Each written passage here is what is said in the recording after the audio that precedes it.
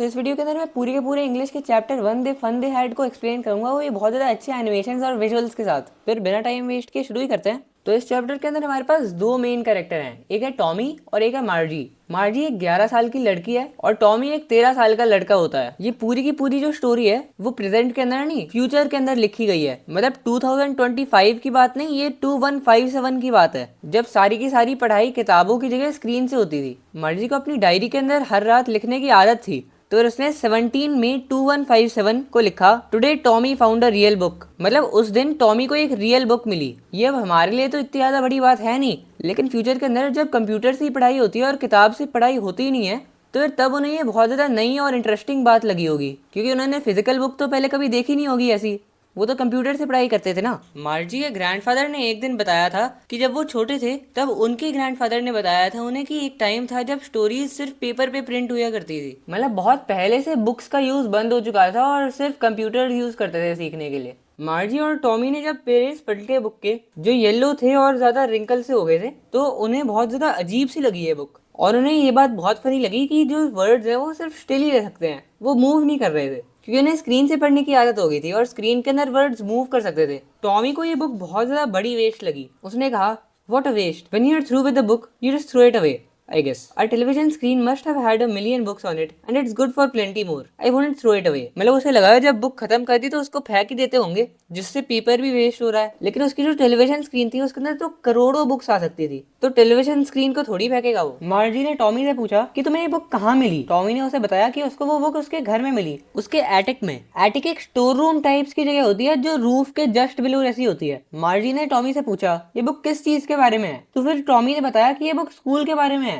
मार्जी ने पूछा, school? School कितनी बोरिंग जी है, उसके बारे में क्या लिखना होगा। क्योंकि उनके टाइम के अंदर स्कूल बहुत ज्यादा बोरिंग हो चुका था, क्योंकि उनका जो स्कूल था वो सिर्फ एक स्क्रीन बन चुका था। वहां पे ना कोई असली टीचर्स थी, ना फिर कोई असली दोस्त जिनके साथ बातें कर पाए। और टेस्ट के जो आंसर्स थे वो पंच कोड के अंदर लिखने होते थे। पंच कोड इस स्टोरी के अंदर कोई टाइप का कोड होगा जिसको यूज करके टेस्ट देती होगी वो। ये कोड जब मार्जी 6 साल की थी तब उसे बता दिया था, और तब से ही सीख के उसको इसी कोड के अंदर टेस्ट देने पड़ते थे। और वो स्कूल को तो हमेशा से हेट करती थी, लेकिन वो आजकल स्कूल को और ज्यादा हेट करने लग गई थी, क्योंकि मैकेनिकल टीचर जो थी, जो उसे पढ़ाती थी, वो उसे लगातार टेस्ट देती जा रही थी। और मार्जी जितने ज्यादा टेस्ट दे रही थी उतने ज्यादा उसके मार्क्स कम होते जा रहे थे। तो इस बात से वो बहुत पक गई थी कि मैकेनिकल टीचर उससे टेस्ट भी ले रही है और उसके साथ साथ में मार्क्स भी कम होते जा रहे हैं टेस्ट में। ये बात मार्जी की मम्मी को भी अच्छी नहीं लगी, तो फिर उन्होंने काउंटी इंस्पेक्टर को बुला लिया। काउंटी इंस्पेक्टर एक आदमी सा था जिसके पास बहुत ज्यादा अजीब अजीब प्रकार के टूल्स वगैरह थे। वो एक मैकेनिक जैसा था जो चीजों को ठीक करता था। काउंटी इंस्पेक्टर जब घर आया तब उसने मार्जी को एक एप्पल पकड़ाया और उसके बाद वो कंप्यूटर को ठीक करने के लिए लग गया, और वो देखने लग गया कि क्या दिक्कत आ रही थी मार्जी को। और जब उसने अपना रिपेयर फिनिश कर दिया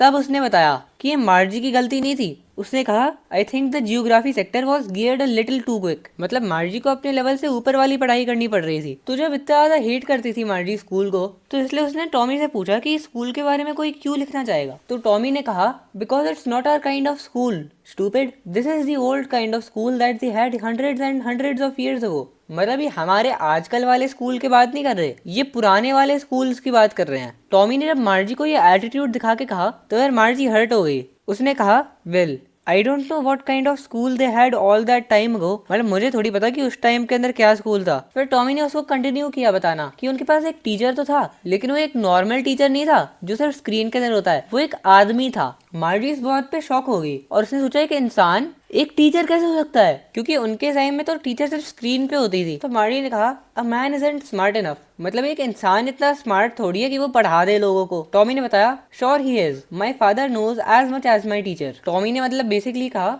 कि एक इंसान भी बच्चों को पढ़ा सकता है, क्योंकि मेरे पापा भी एक टीचर जितना ही जानते होंगे। मार्जी ने कहा, चलो क्या पता एक आदमी पढ़ा भी सकता हो बच्चों को, लेकिन मैं तो किसी अनजान आदमी को मेरे घर में आने नहीं दूंगी। टॉमी हंसने लग गया। उसने कहा, You don't know much, Margie. The teachers didn't live in the house. They had a special building and all the kids went there. मतलब टॉमी जोर से हंसा और उसने बताया कि टीचर घर में थोड़ी आते थे पढ़ाने, एक स्पेशल बिल्डिंग होती थी जिसके अंदर बच्चे जाते थे और टीचर जाते थे, और वहाँ पे एक टीचर बहुत सारे बच्चों को पढ़ाती थी, सिर्फ एक बच्चे को नहीं। मार्जी ने पूछा, सारे के सारे बच्चे सेम चीज पढ़ते थे। टॉमी ने बताया कि हाँ, सारे के सारे बच्चे सेम चीज पढ़ते थे, लेकिन तभी जब सारे के सारे बच्चे सिर्फ एक एज ग्रुप के हों। मार्जी ने फिर कहा, but my mother says a teacher has to be adjusted to fit the mind of each boy and girl it teaches and that each kid has to be taught differently. मतलब वो कहते हैं कि मेरी मम्मी ने तो बताया कि सारे के सारे जो टीचर होते हैं उनको हर एक बच्चे के लिए अलग अलग होना चाहिए, क्योंकि हर एक बच्चा अलग तरीके से सीखता है, तो उनके लिए टीचर भी डिफरेंट होना चाहिए। फिर टॉमी कहता है if you don't like it you don't have to read the book, मतलब अगर तुम्हें बुक पसंद नहीं आए तो फिर तुम्हें रीड करने की ज़रूरत नहीं है।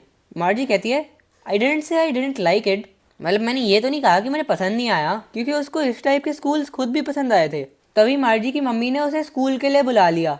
मार्जी ने कहा अभी नहीं, लेकिन फिर उसके पापा ने उसे बुला लिया और उसके पापा ने टॉमी से भी कहा कि उसके भी स्कूल का टाइम हो गया होगा तो उसको भी घर जाना चाहिए। फिर जब वो स्कूल जाने वाले थे तो मार्जी ने टॉमी से कहा can I read the book some more with you after school, मतलब उसे बुक पसंद आई तो उसने पूछा कि क्या वो स्कूल के बाद उसके साथ बुक पढ़ सकती है वो वाली। टॉमी ने कहा मे बी, और फिर शो ऑफ करते करते विसल करते करते चला गया घर। मार्जी फिर स्कूल रूम के अंदर गई। स्कूल रूम उसके बेडरूम के राइट में था, मतलब स्कूल के लिए एक पूरा नया रूम बनाया हुआ था और वहाँ पे मैकेनिकल टीचर उसके लिए वेट कर रही थी। मैकेनिकल टीचर स्क्रीन के अंदर एक टीचर थी और मैकेनिकल टीचर हमेशा सेम टाइम पे होती थी, सैटरडे और संडे को छोड़ के, क्योंकि उसकी मम्मी को लगता था कि बच्चे ज़्यादा बेटर सीखते हैं अगर वो सेम टाइम पे हर रोज़ सीखें। स्क्रीन ऑन थी और स्क्रीन पे लिखा था today's arithmetic lesson. Today's arithmetic lesson is on the addition of proper fractions. Please insert yesterday's homework in the proper slot. मतलब होमवर्क भी कंप्यूटर ही चेक करता था। मार्जी ने अपना होमवर्क फिर स्लॉट के अंदर डाल दिया। तब वो सोच रही थी कितने ज़्यादा अच्छे होते होंगे स्कूल्स जब उसके दादा के दादा छोटे बच्चे थे। सारे के सारे बच्चे जो आसपास रहते थे वो एक जगह आते थे, वो हंसते थे, खेलते थे, एक साथ बैठते थे, बातें भी कर सकते थे और उसके बाद एक साथ पढ़ के वो एक साथ ही घर जाते थे। उसने ये भी सोचा कि सेम ही चीज़ पढ़ते थे वो, तो फिर एक दूसरे के होमवर्क के अंदर भी हेल्प कर सकते होंगे वो। मतलब उसको बहुत ज़्यादा पसंद आए पिछले ज़माने वाले स्कूल, और मुझे भी लग रहा है इस टाइप के स्कूल थोड़े अच्छे से लग रहे हैं। अच्छा नहीं होगा अगर ऐसे स्कूल्स असली में एग्जिस्ट करते हो। चलो एनीवेज गाइज, ये एंड था वीडियो का। और गाइज जब मैं इस वीडियो को बना रहा हूँ तब मेरे फिर भी 0 सब्सक्राइबर्स हैं, तो प्लीज़ भाई सब्सक्राइब कर दो अगर कुछ भी समझ आया हो वीडियो से, और लाइक भी कर दो वीडियो को। चलो ठीक है, बाय, पढ़ लो अब।